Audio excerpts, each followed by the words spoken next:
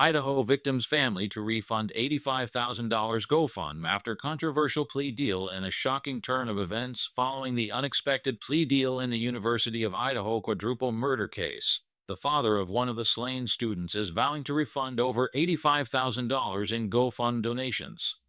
This decision comes as the family expresses outrage over the agreement that spared Bryan Kohberger, the man accused of killing their loved ones, a trial and potential death penalty.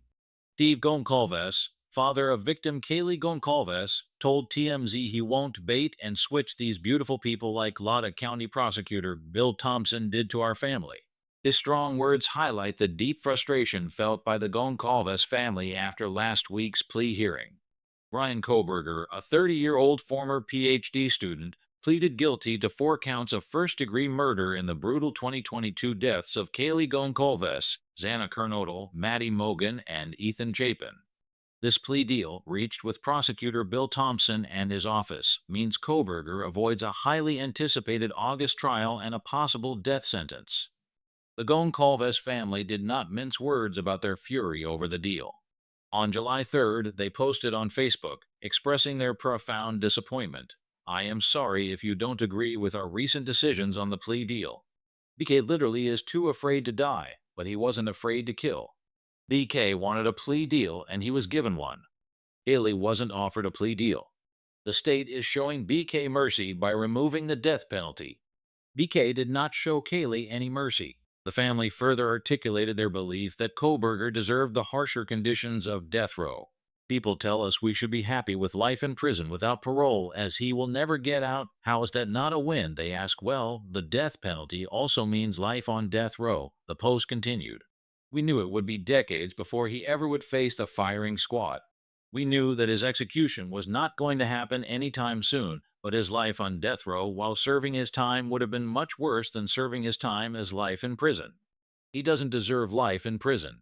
He deserved life on death row." Amid their grief and frustration, the family addressed the GoFundMe donations, acknowledging the need for time to organize the refunds. "Please give me time to figure out the best way to do this," they wrote, explaining that the funds are no longer held by GoFundMe. They pleaded for understanding. "Steve and I need a few days alone to process what has just happened. It is so hard to describe what we are going through right now. It is very mentally and emotionally exhausting. Please give us some grace. I promise we won't skip town." The horrific details of the crime during last week's plea hearing, prosecutor Thompson revealed chilling details of the November 13, 2022 attack. Kohberger allegedly entered the off-campus Moscow residence through a second-floor sliding glass door. He then proceeded past a surviving roommate's bedroom before heading upstairs to the third floor, where he murdered Mogen and Goncalves. On his way downstairs, he encountered Kernodle and her sleeping boyfriend, Ethan Chapin, stabbing them both before fleeing the scene. A crucial piece of evidence left behind was a knife sheath in Mogen's bedroom, which contained trace amounts of DNA later linked to Kohberger, ultimately leading to his arrest.